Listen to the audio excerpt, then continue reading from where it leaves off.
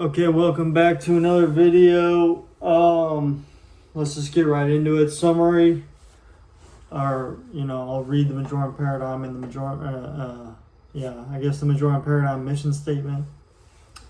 A brand to label yourself as a good person, which is defined as someone who takes care of themselves and others, who works for the good of all sentient beings, and whose default means of social change is the exchange of ideas in ways that do not inherently harm or are deemed acceptable by the law. I might add something in there that says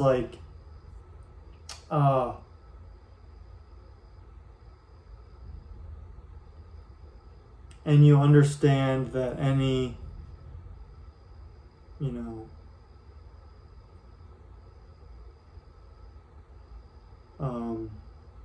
ill will or bad feeling or anything you cast on anyone might come back on you. What do we think? Chat, what do we think? Yeah.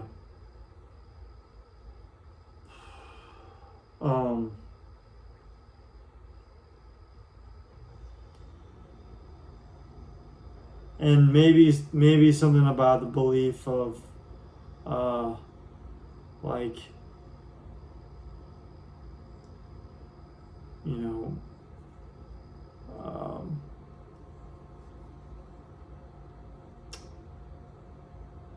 doing any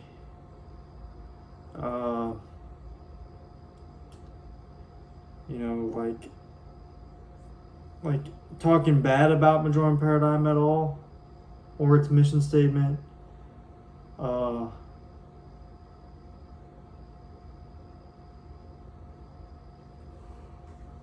Like you don't do that. Like if you wear a Majorem paradigm, you don't talk bad about it at all, or its mission statement bad at all.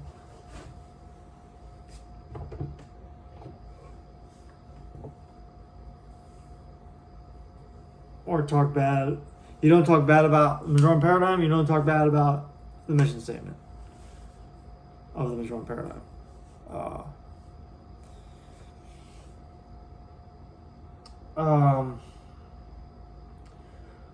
Or try do anything to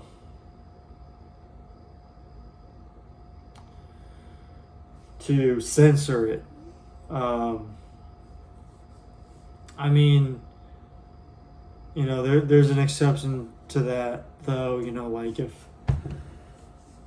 someone writes down the Majorem paradigm and chucks it at your head, then I don't care. Then that person's probably gonna find out. That I support,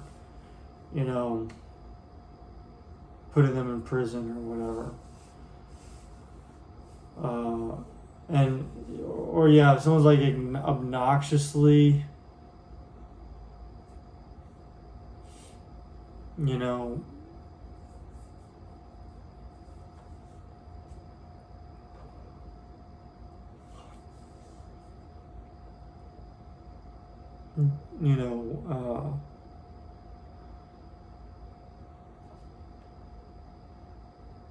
preaching it, that's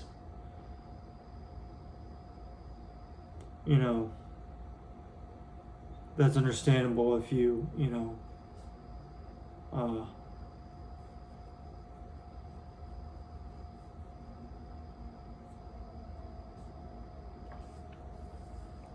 arrest them for like disturbing the peace or whatnot.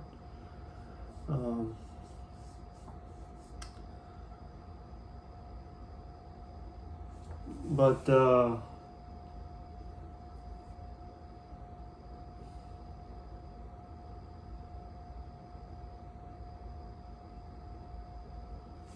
yeah, I mean,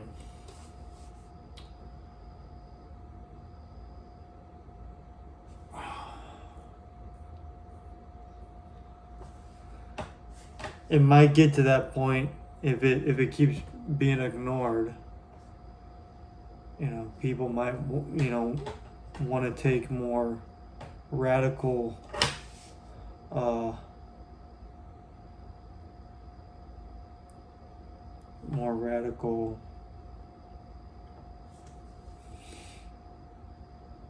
measures in order to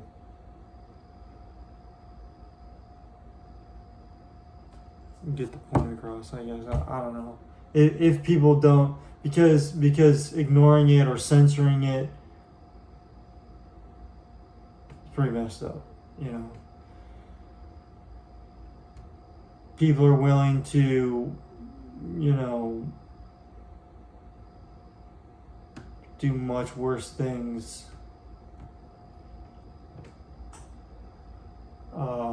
than having a little bit of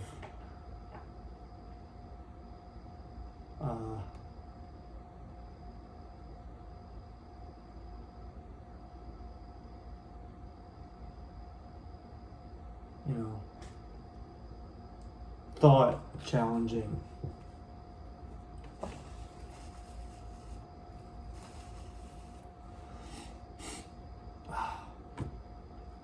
Excuse me.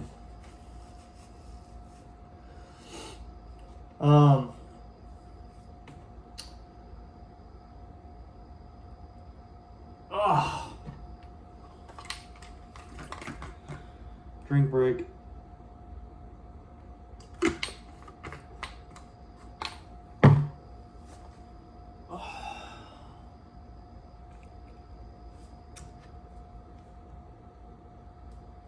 Okay.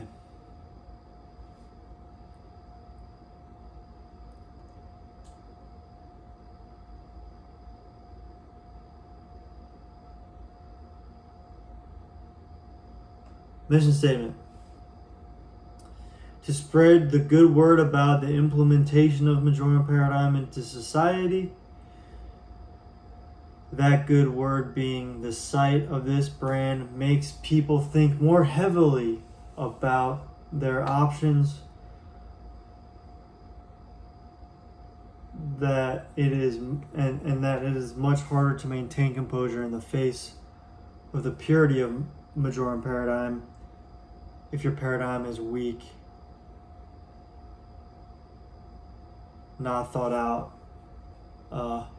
or harmful, I'll say, or harmful, or detrimental to the greater good. Detrimental to the greater good. That's good, right? I think that's good. Well, I'm going to add this into what I was saying earlier. What was I saying?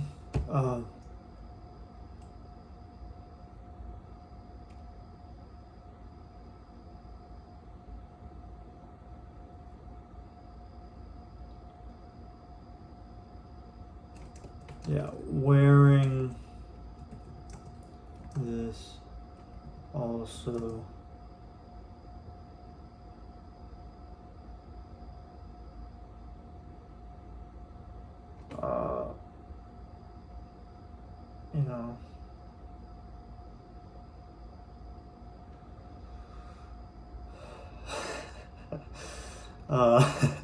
wearing this also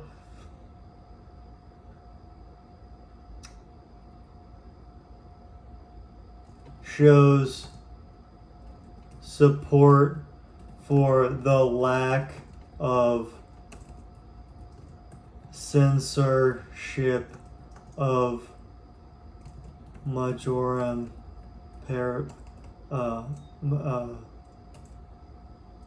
Majorem paradigm. Obviously.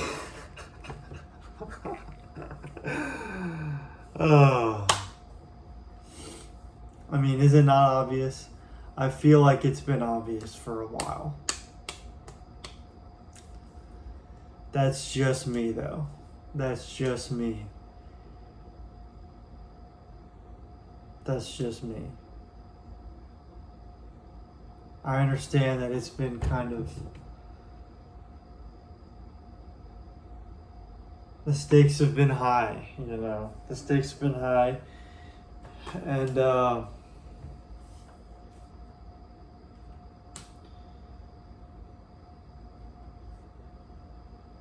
really, and this is going to be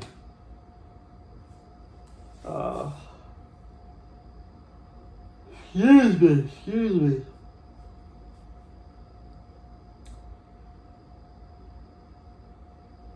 And this is gonna call for a massive overhaul of both the justice system and the democratic system.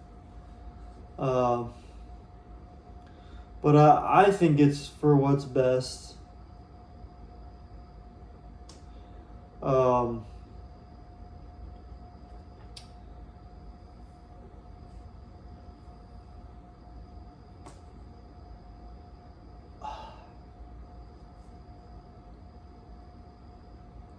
Well, I'm not an expert in the justice system, but I do know that if you show remorse and like if you bring something to light that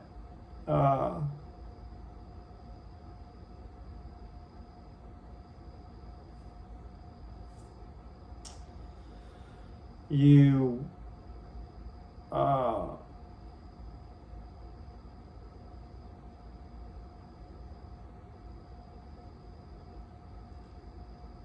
did that was bad,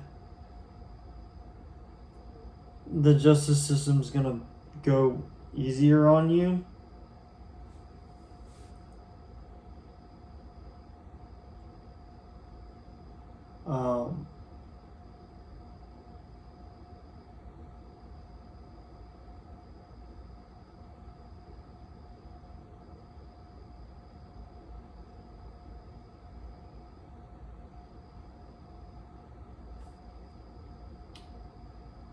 But that's so bringing stuff to light I think is the most important thing, because you can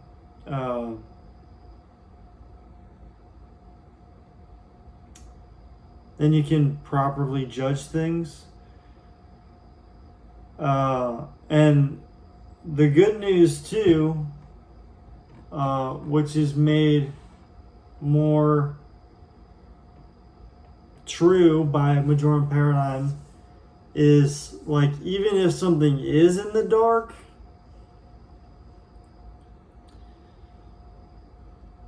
people's response to the presence of darkness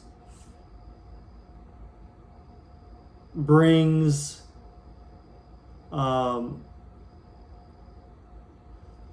justice on people hiding in the darkness,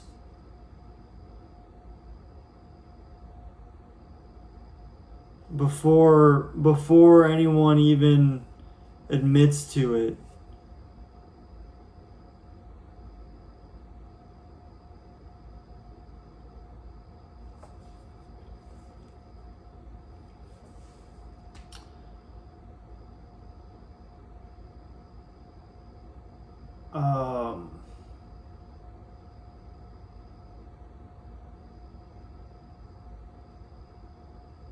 So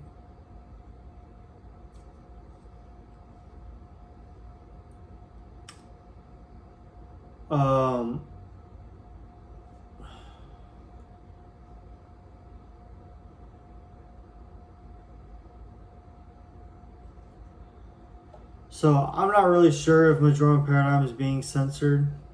I can't know with absolute certainty.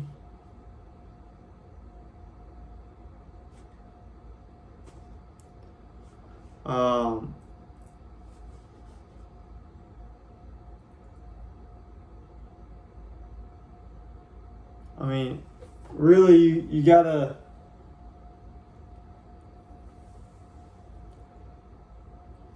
it calls the question. You know, what do you classify as censorship? You know, what is censorship? Yeah, keeping it off the internet. Um,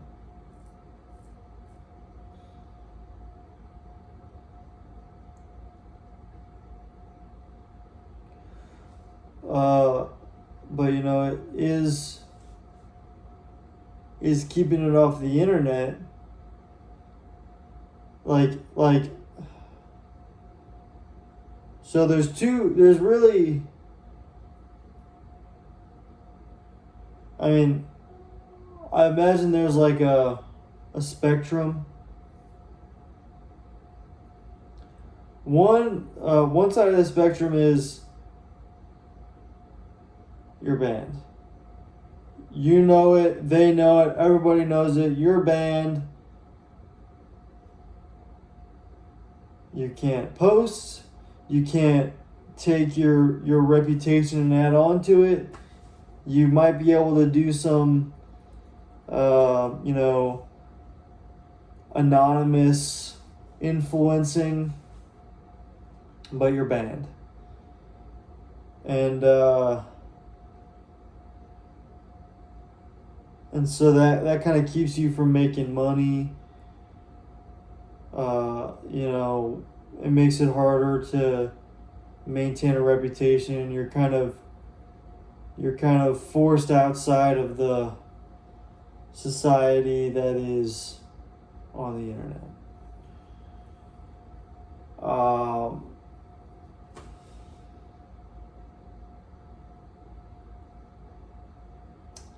The other side of the spectrum is having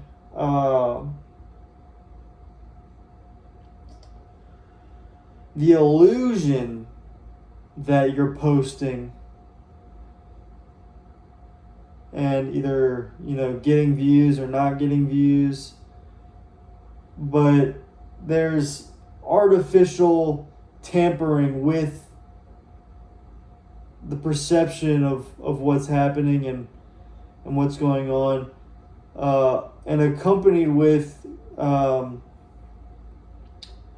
you know, keeping one's content from being seen without the creator or the potential recipients or viewers of it knowing about it. Also known as shadow banning, which, you know, the media companies are, you know, I think they're privately owned, or you know, are they? I don't know. They have power. They can do. They can they you know, they work with the government. Obviously, they don't want, you know, some craziness. Other craziness is allowed. Seems like, you know.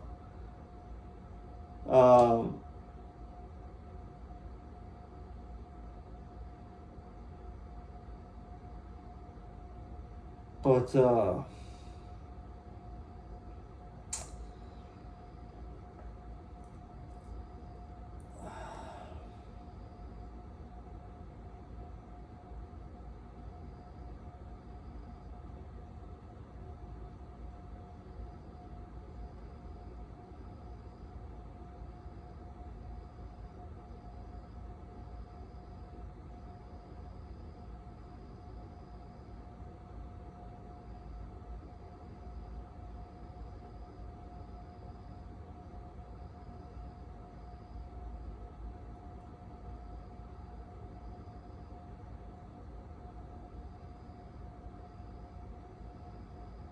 I don't know. Where was I? Right. So,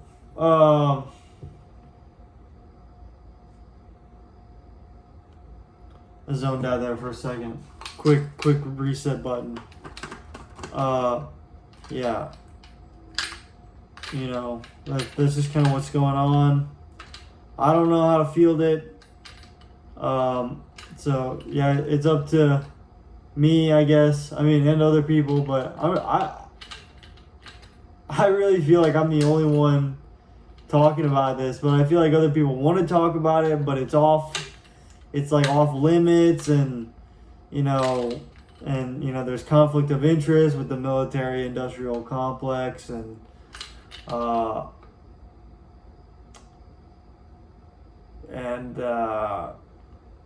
yeah. Let me real quick. I just thought of something I could do here that might help my situation. Let me see. YouTube Studio.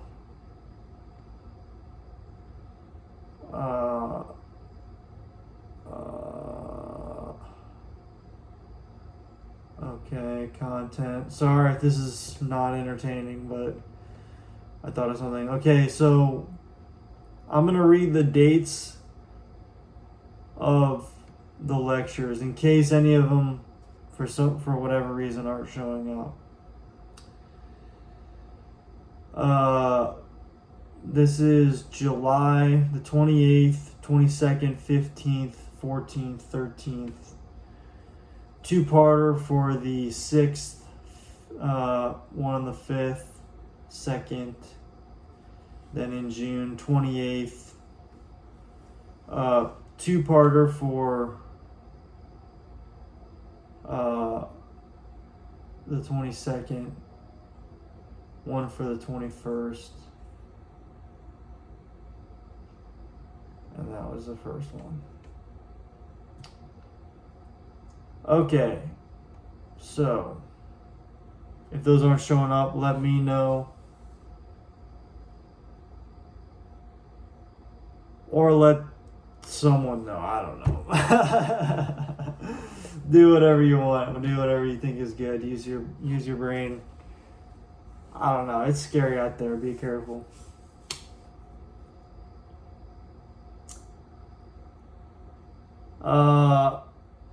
I feel the need to talk about my relationship with my dad, because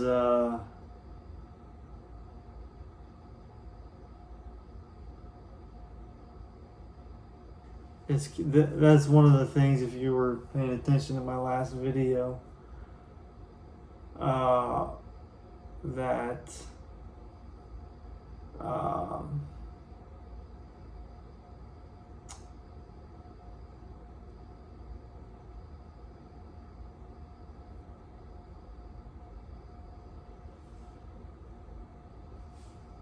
that I was struggling with.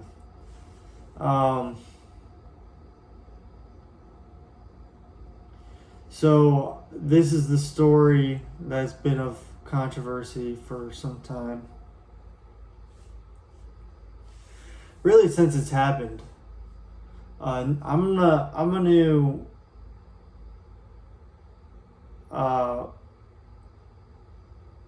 tell it like I remember it, and this is gonna be a trigger warning.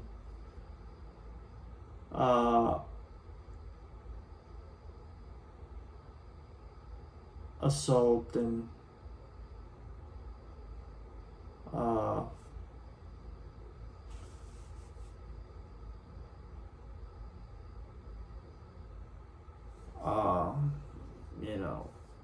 like sexual misconduct.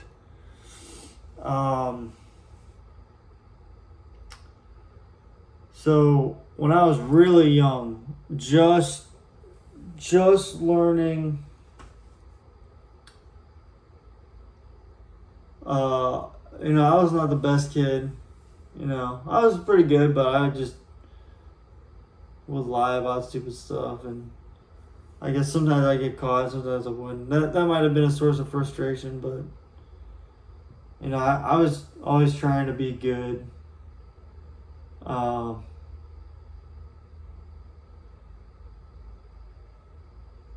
So one time, that I think I talked about on here, I lied about catching fish whenever I was getting mogged. I was just jealous that this other guy was catching more fish than me, and I don't think I ever at least for a long time, like many years, I remember talking to him about it and saying, yeah, I was lying.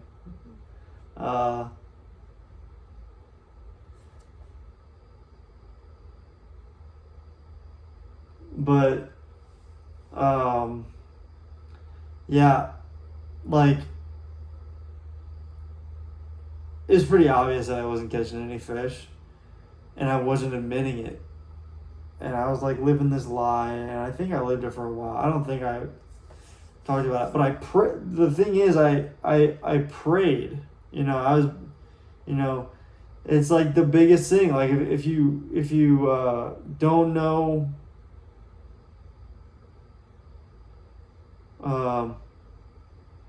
what to do, pray. That's what I was taught as a man of faith. And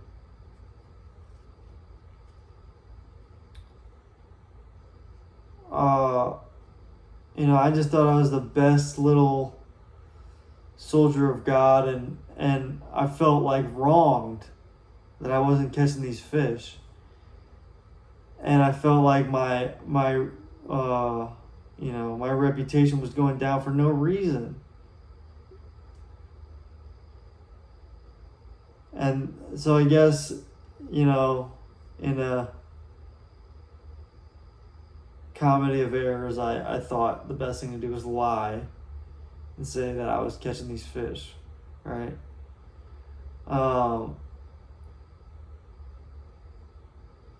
And once you start a lie, it's hard to come clean, especially if you're embarrassed and it's obviously not the right thing to do. But when you've already started it, and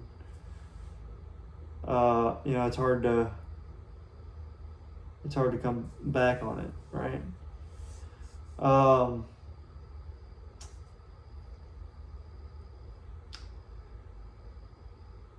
So yeah, I'm pretty sure I got made fun of a lot for that.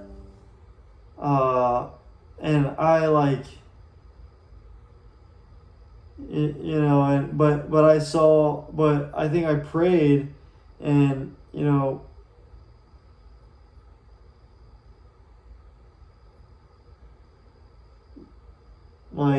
got the compromise that it was not all my fault.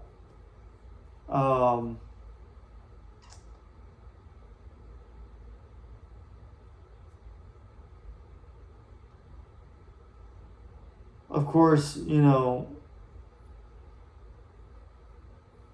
it still wasn't good for my reputation and stuff like that. It was a lot different time back then, which I assume is going to be a big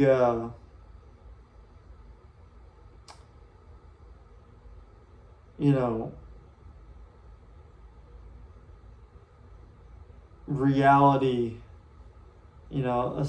something that sort of comes to mind a lot as the world starts changing towards Majorem paradigm.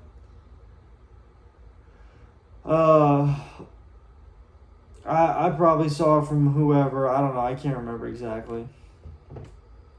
So long ago, I was probably in kindergarten. And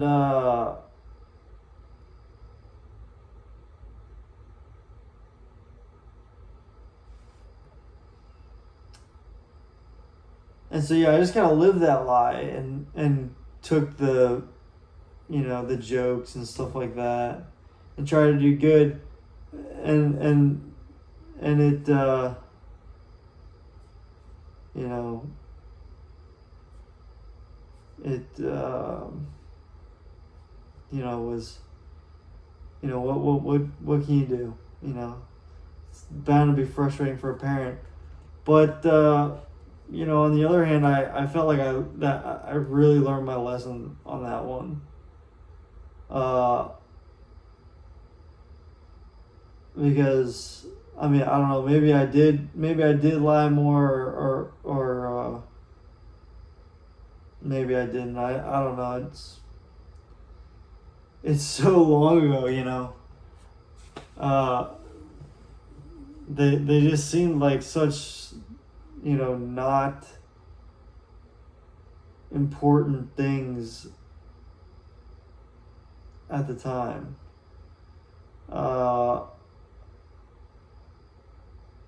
But it understandably caused anxiety for my parents. They don't want to raise someone who's a liar, you know.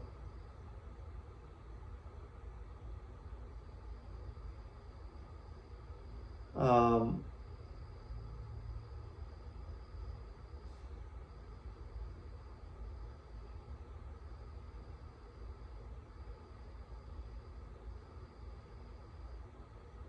so,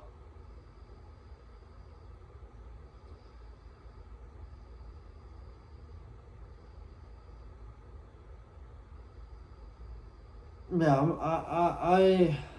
I don't know. So yeah, I struggled back then with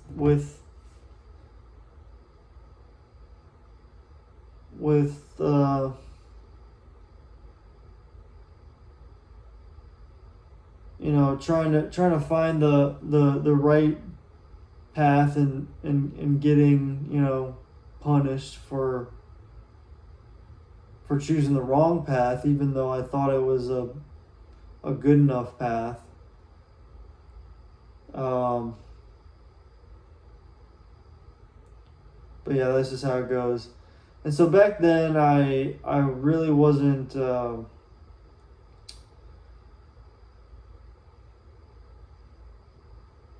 I really wasn't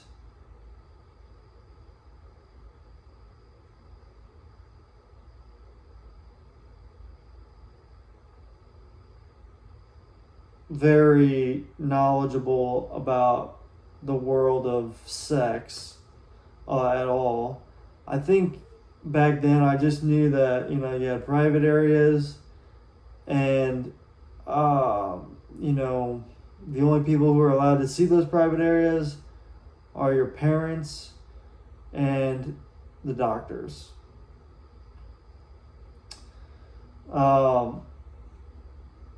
And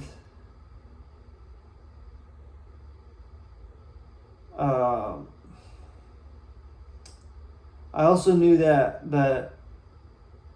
being gay, you still love gay people, but that it's kind of frowned upon. You can still do great things and stuff, but it's just a vice that people take. We all have vices. Et cetera, et cetera. That was kind of the teaching that was that I was brought up on.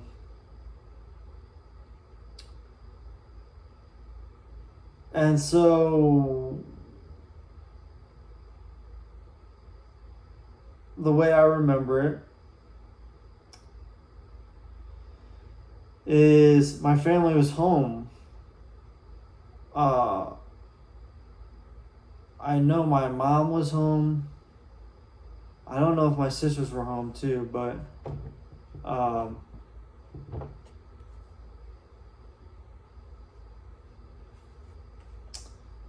I think so. Is a 2-story house with a basement, and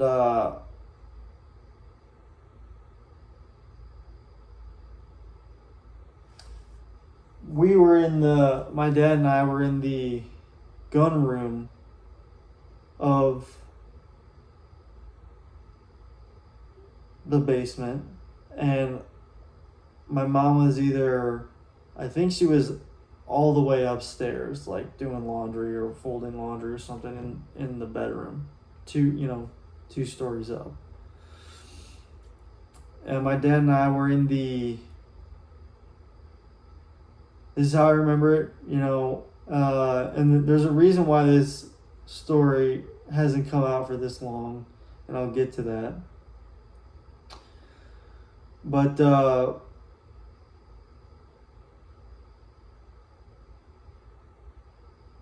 again, being young and not being versed in what was going on, we were practicing different calls because my dad was a hunter, and I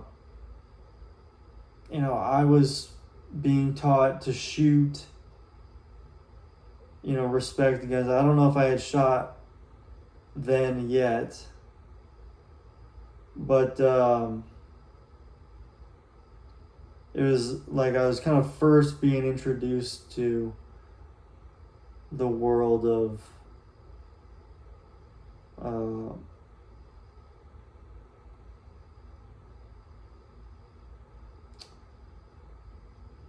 conservation and firearms.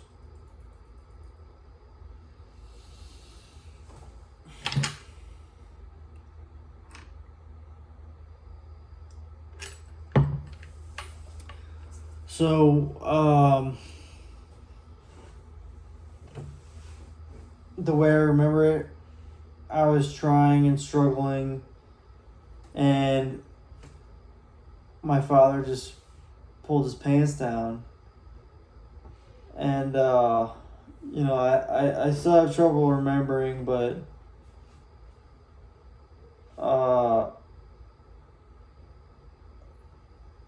a comment was made like try it on this or something like that,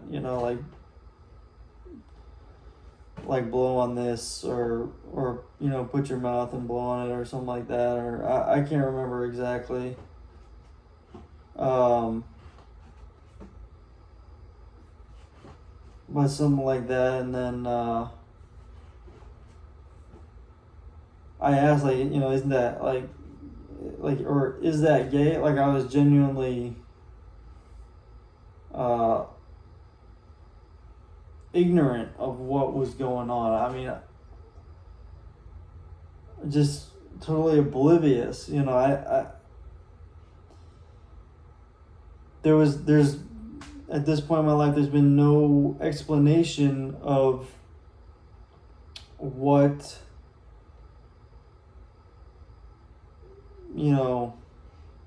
what that was.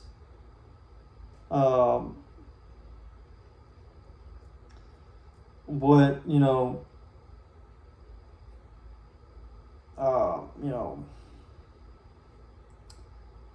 sex was. It was too graphic.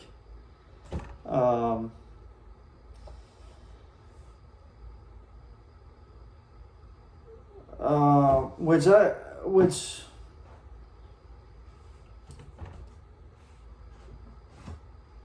is a point for another time, whether, how early do you bring them up into the world of sex.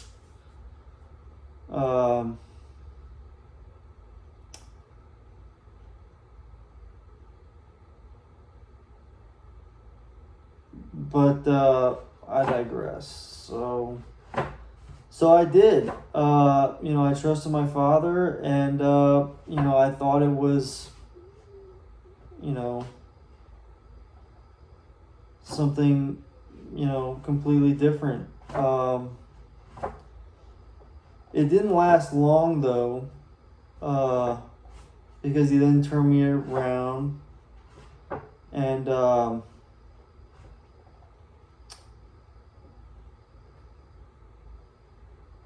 pulled down my pants and started, touching me, but I wasn't responding well to it.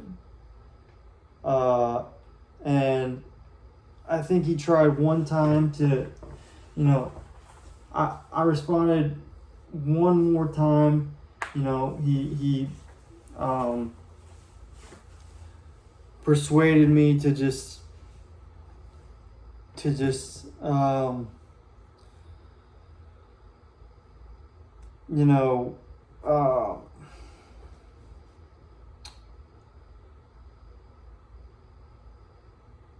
persevere.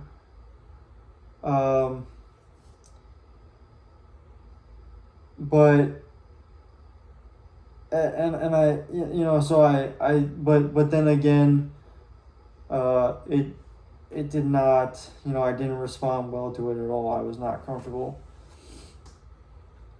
And I remember saying, okay, but still coming closer, like maybe to comfort me. And I was struck really hard. I can't remember exactly, but I was knocked down. I had to get up from being struck, and I don't know how long, I was down, or if I hit my head going down as well.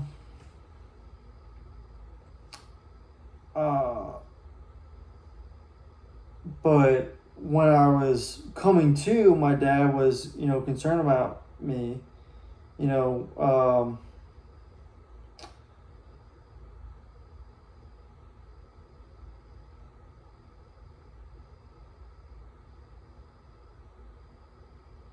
uh,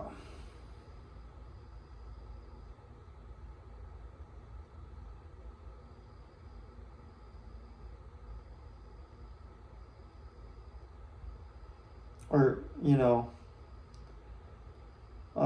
asking if I was all right, like saying I hit my head pretty hard.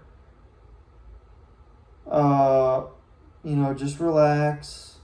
You'll be all right. Stuff like that.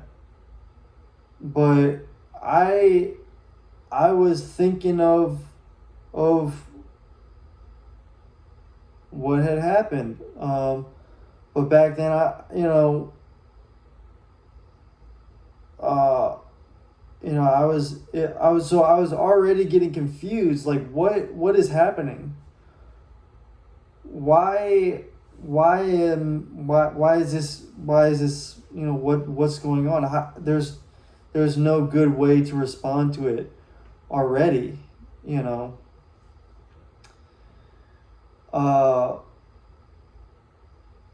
and so I started running. I started running upstairs, and my dad was, I didn't even say anything.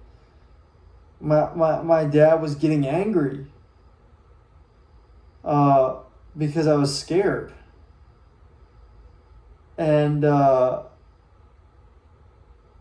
ran upstairs as fast as I could, and I shut the door behind me.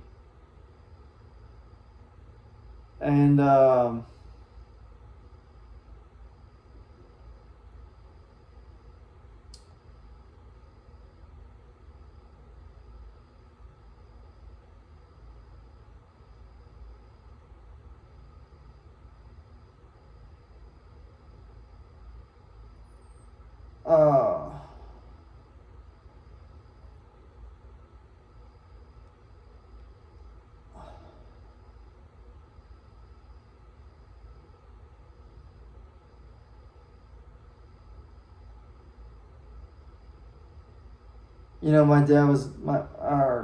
my dad was just yelling like, "Get back here!" To, I don't know if he said "get back here," but he was saying like, tell the truth, tell the truth. But I was just running. I was scared. I could not be near him. I was scared for my safety. And my mom stepped in and saying, what's going on? And then I remember hearing him say, like, he's saying I touched him.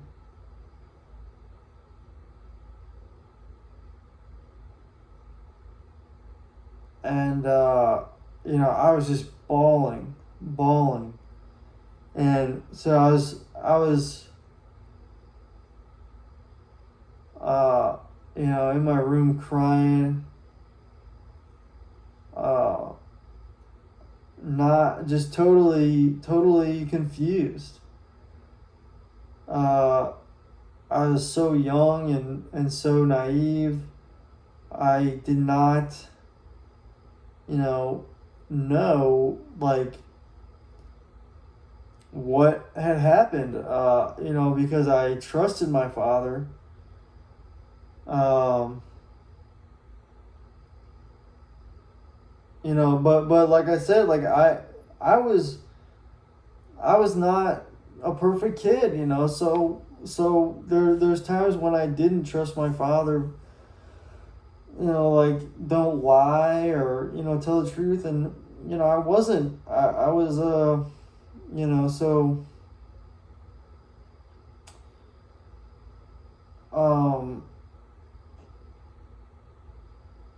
I was just completely confused. And there was times back then when my dad had,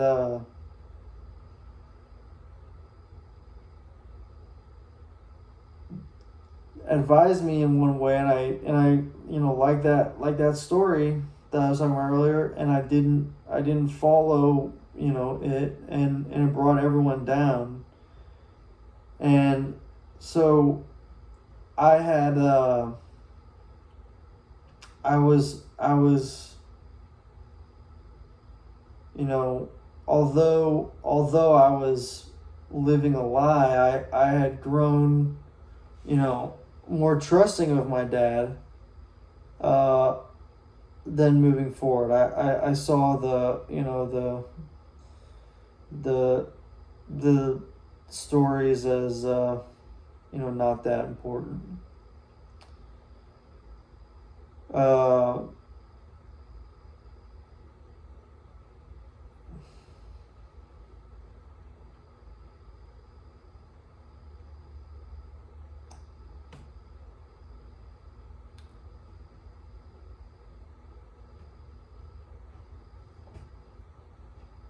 And I might add, people could tell I was lying, and also that I was embarrassed, and hopefully that I again, I can't remember. I don't remember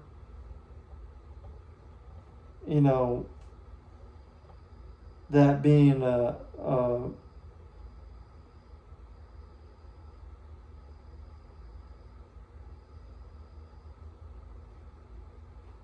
consistent thing, but yeah, I mean, I should have, don't lie, and don't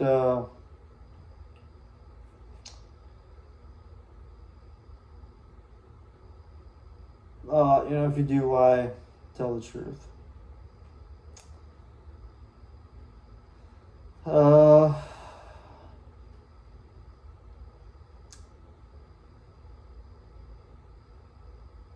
So,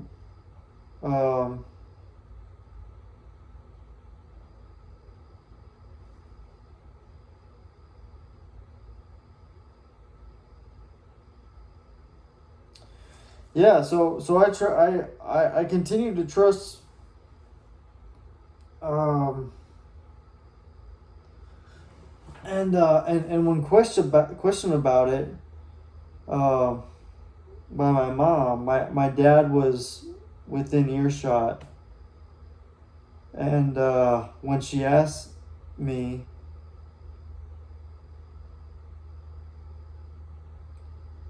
uh,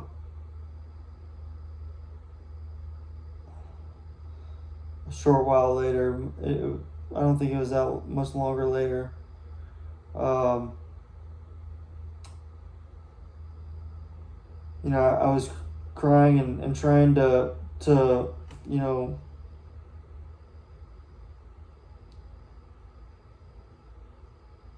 uh,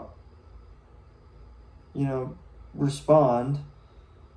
Uh, my dad was telling me again, tell the truth. He said it a lot. It started as, tell the truth, JJ, and I started to stay my story, but he got more loud and more aggressive to the point where my mom was getting frustrated with me too. Having having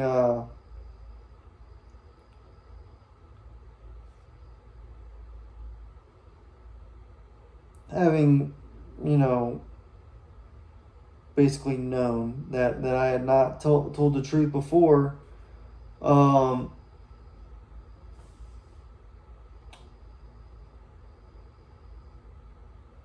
She's frustrated with me, my past reputation, and I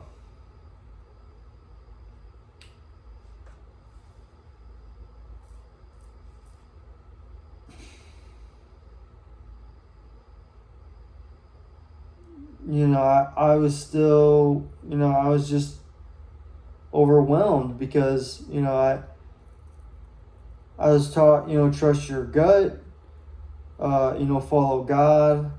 I trusted my gut in lying and being told these stories of stuff that just doesn't make sense by religion.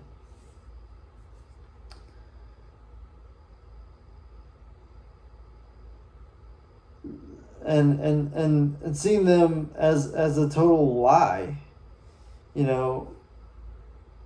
walking on water and all these miracles and stuff like that.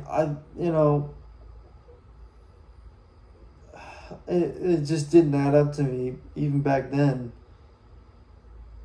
And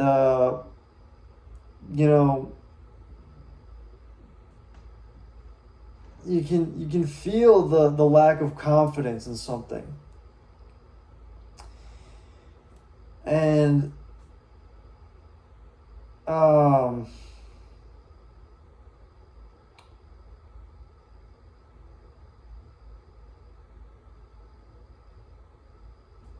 people go,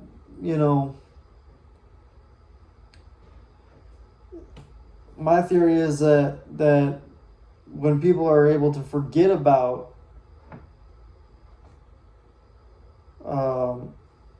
their responsibilities to God, they're able to, or are able to live happier, and there's a burden that comes with it that I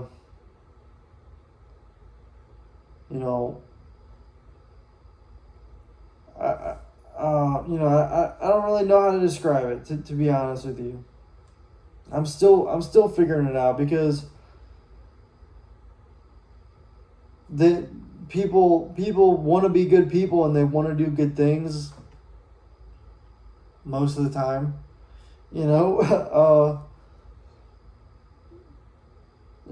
case by case basis, but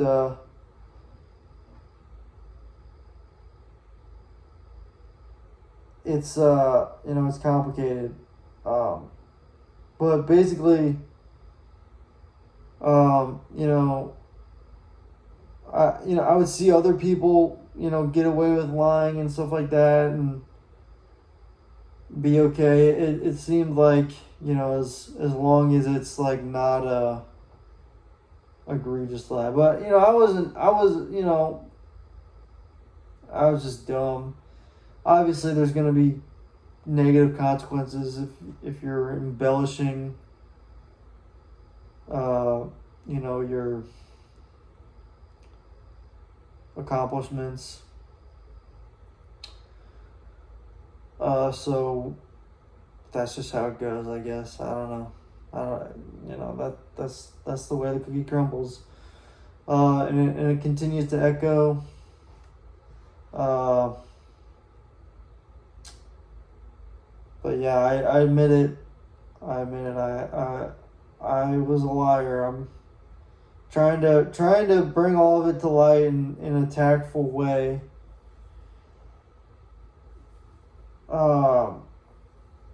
And what I realize now is in a way that glorifies Majorem paradigm. But yeah, anyway, to wrap up the story, I was, as my dad was yelling, tell the truth. I said, I don't know what to say. Because I didn't know what to say. And my mom and basically anyone who heard that story took that as, I was lying or whatever. So I was stressed. I didn't know what to do, so I took to prayer. And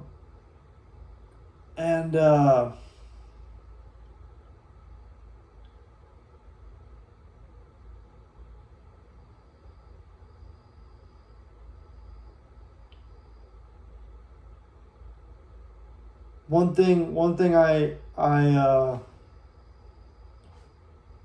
held on to, I guess, is or something that stuck with me is that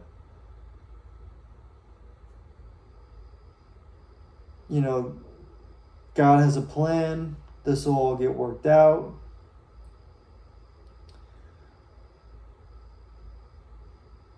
Which, if you're really in a pinch, that can help you. But there is, I know, a better way, and that's you have to speak up and be honest, tell the truth.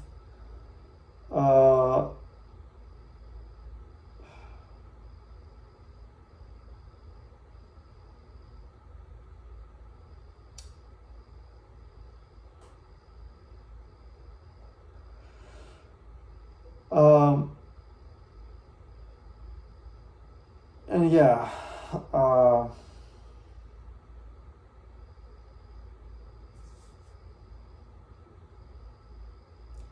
to think of it, I think I told a buddy that I was lying, and we talked about how it was obvious that I didn't catch those fish or something like that, and then he agreed. But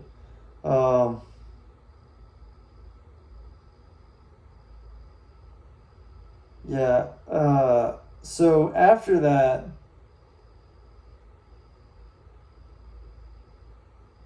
I didn't really, I completely, I just tried to put it out of my mind, and but I got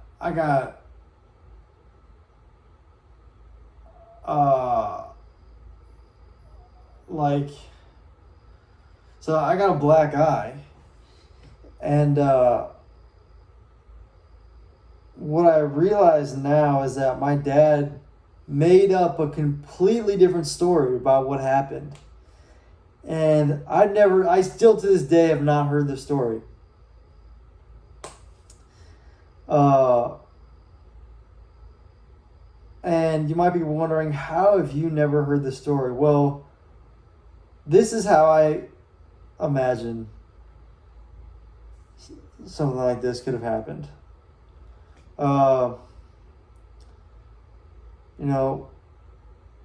JJ, which is what I used to go by, had been displaying signs of homosexuality and dishonesty, and violence. Uh,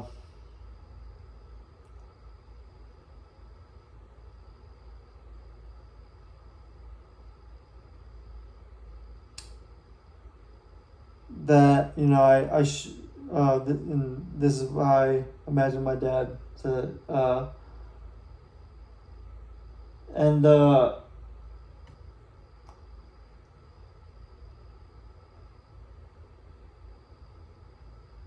I should have taken it more seriously. This kind of, I assume he was trying to, say like I came at him, which I guess technically I did, but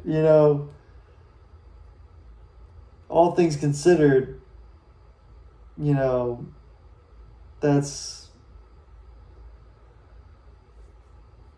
a piss poor excuse in my, or piss poor, that's just piss poor. That's all I can say.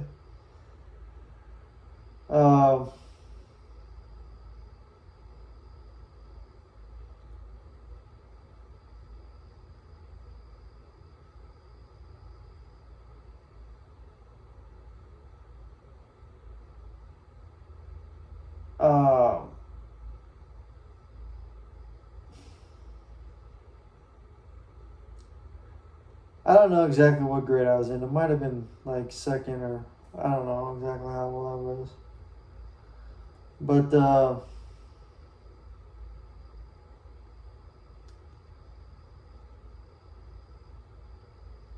yeah, I was genuinely confused, and just went on. So yeah, he made up some story that I never heard about. Don't bring it up because I think he's kind of still sensitive about it. I might have caught him pushing him away, but I think he might have made it. He could have made it worse, and maybe when he was making it worse, my black eye I'm talking about, he might have come to his senses and realized, but he still has the black eye.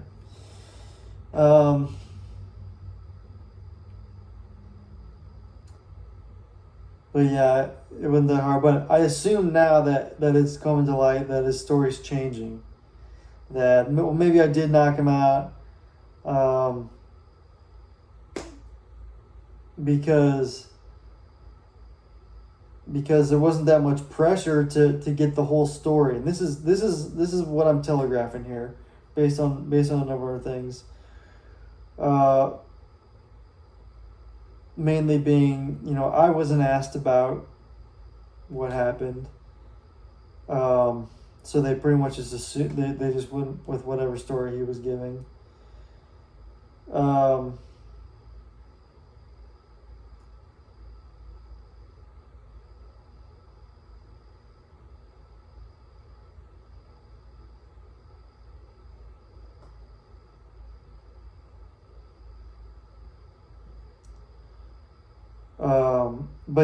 But looking back now, I realize how suspicious it looked, even though I wasn't asked about it.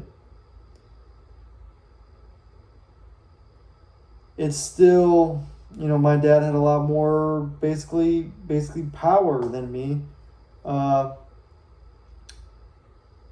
Much more trust of what happened, and I still, I was basically giving him that power.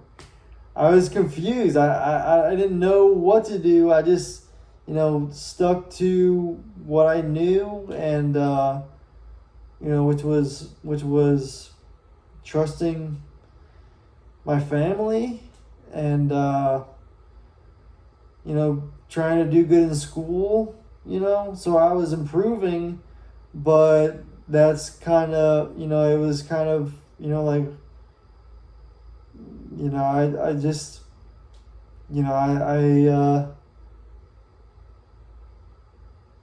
I trusted my dad for a long time until years later, like when I was like 20. But the rumors still circulated around me, even though I wouldn't hear any of it, because it was painted as such a dark time for me, an embarrassing time for me, that, you know,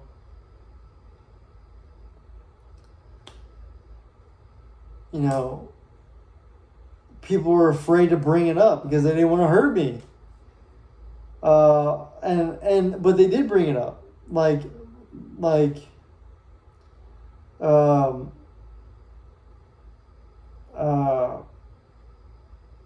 like, I remember I had a friend who asked me like about the black eye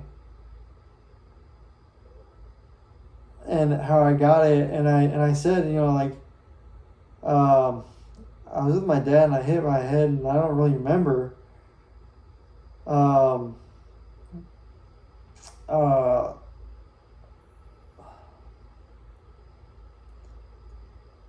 and he asked, he's like, are you sure that's what happened? And I'm like, yeah, I'm pretty sure. And he asked me, he was like, oh, okay, because there was rumors around that you were like getting abused, and I was like, no, I mean, my dad's been, and I'm pretty sure I faltered back then too, like, because it was traumatic. I didn't know what to do, and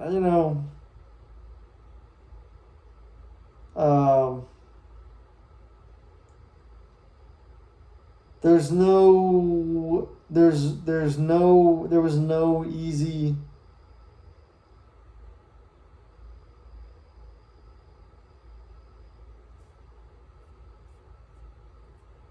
solution to that. And of course, after feeling so pressured to not say the things that I would have said, I did realize that the things that I would have said and was made to believe that I already said were super controversial, I guess, to say the least.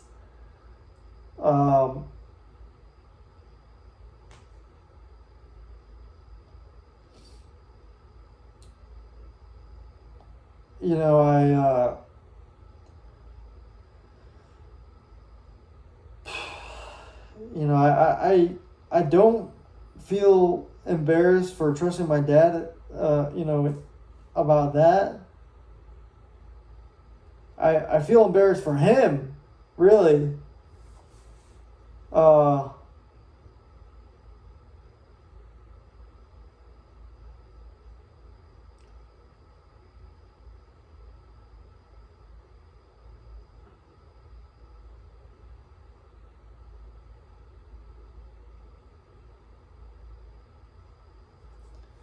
But yeah, anyway, I continued to get weird vibes, like strange, like, I remember one time we were playing football at recess, and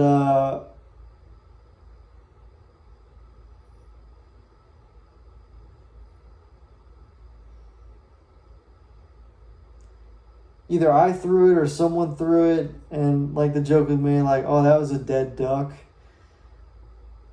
and that like got chuckles, and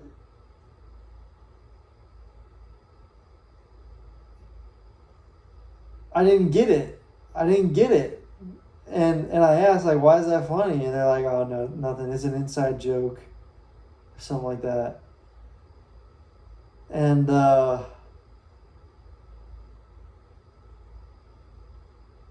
I think it kind of reminded me of that, but I was just like, I don't know, I just pushed it off, you know, because I never got my story out. I never got my story out before I was like being, you know, basically intimidated by my father and psychologically manipulated. It was just so disorienting. And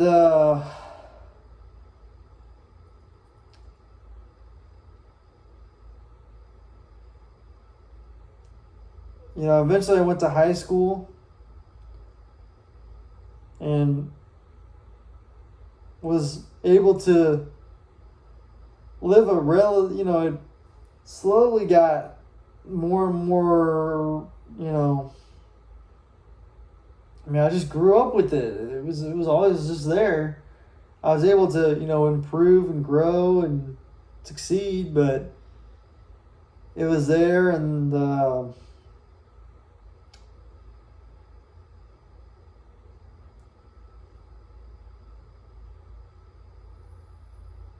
once I started on this journey to discovering Majorem paradigm, I knew I was coming up on it. I didn't have it yet, but I knew I was coming up on it. And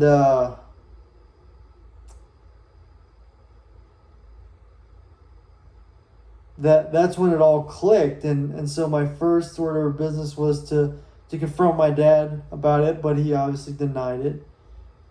He denied it, and I didn't have it yet. I didn't have a Majorem paradigm yet. So I you know, reverted back to my faith, and I went and continued to work on it, which I eventually did, you know, come up with it, but that was much later. Probably another year before I came up with it at that point.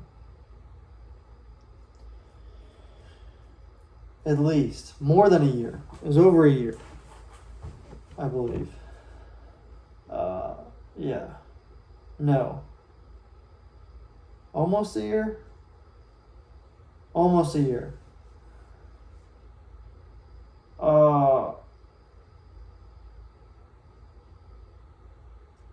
But that wasn't my first priority. My first priority was getting this out, because it was more of a preventative thing to me. And it was such a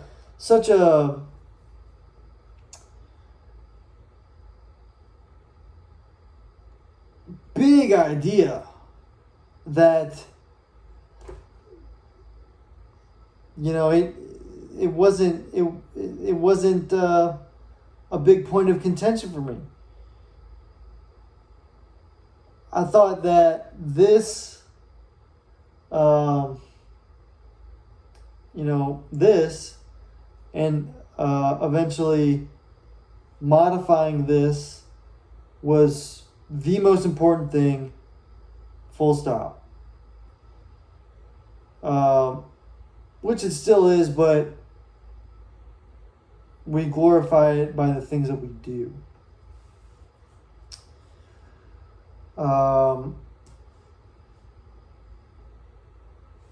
And yeah.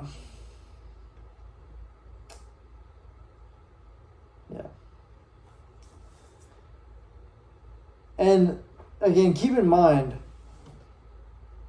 I never heard his side of the story.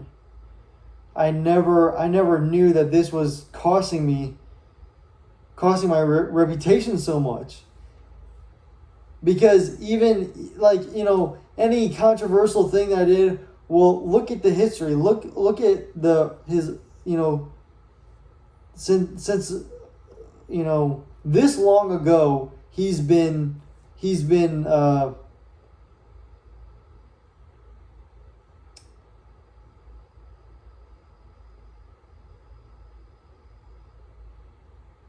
he's been this corrupt, this afflicted, this, bad, basically. And,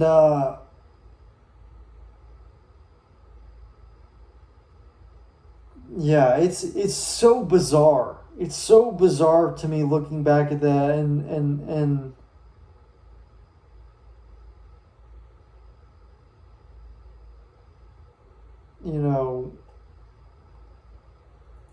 I still, I have trouble understanding why I didn't confront that, that situation.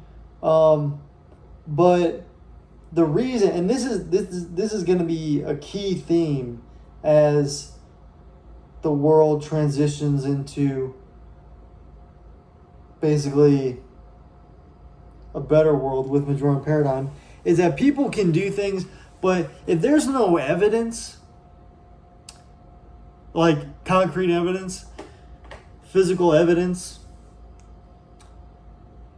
people are gonna redline that basically to improve their own agenda. They say, well, I'm doing good for other people, even though it's mostly for their own benefit.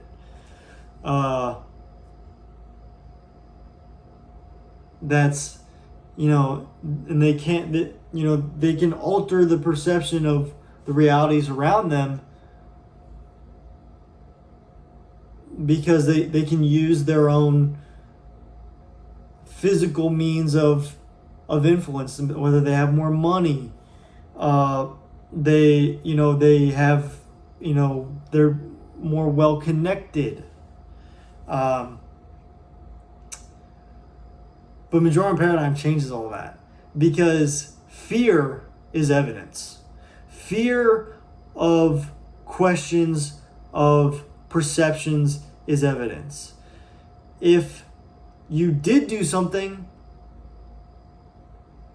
you're going to be afraid at your own reactions to perceptions.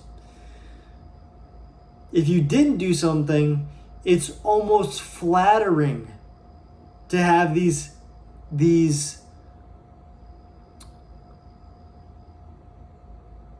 false accusations cast against you, because it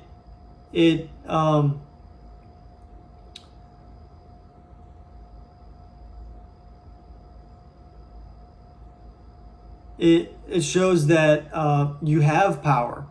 It's and it shows that you are a person of influence. It's a validation of that.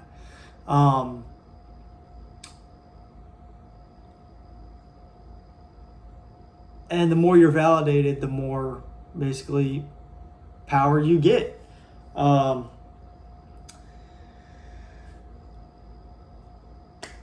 So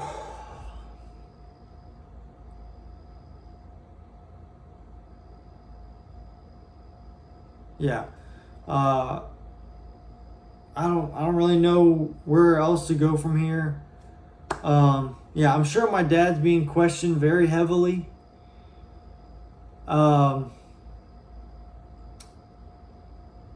And I'm sure the answers, because here's the thing, you start coming up with one story that seems like it's good, and then there's one hole, and you have to change it in a big way, in ways that do not make you seem very smart, very strong, and very good. The truth is, it's unavoidable. Really, it's unavoidable.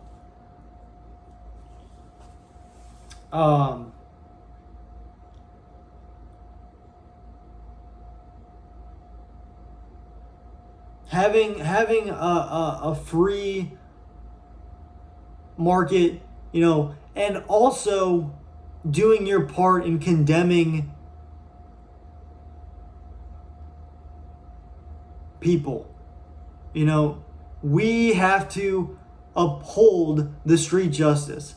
And I am a supporter of if someone admits to something, then they should be they should have the opportunity at redemption through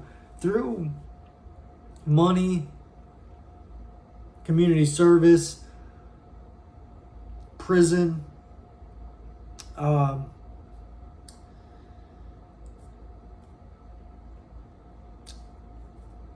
possibly, but it might be a good idea to start transitioning to more,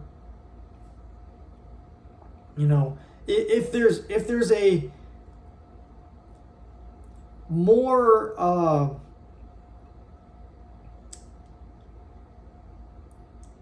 conscience. I keep thinking about my own shortcomings when it comes to confession, but this is super important. If we transition to a more conscience-driven world, then there's going to be a less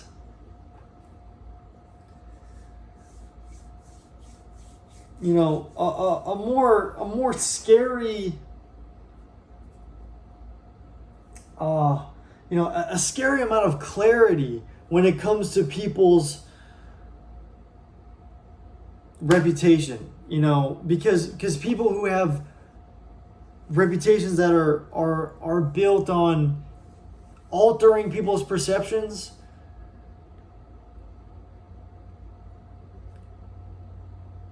they cower in the face of Majorem paradigm. It's not something they want to be progressed.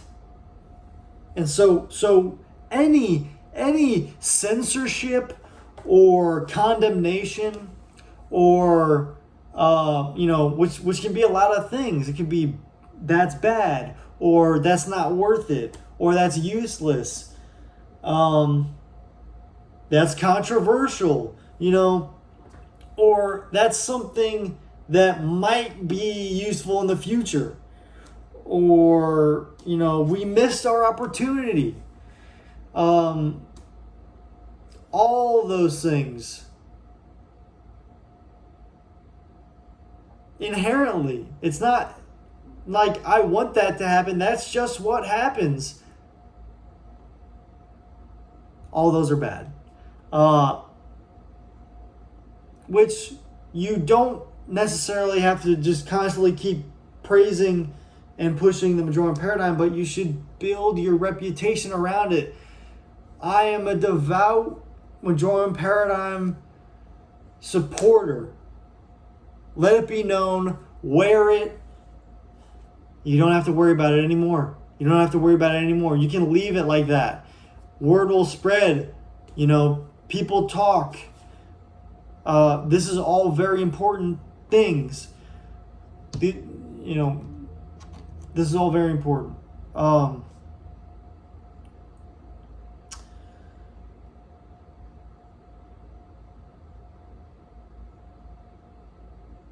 You can also just build a good reputation around your reputation that's built on this. That's going to set you as being in good standing in my book. Address the things that afflict you the most.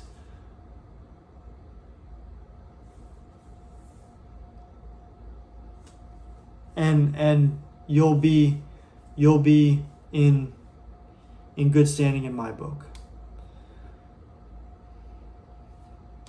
Okay.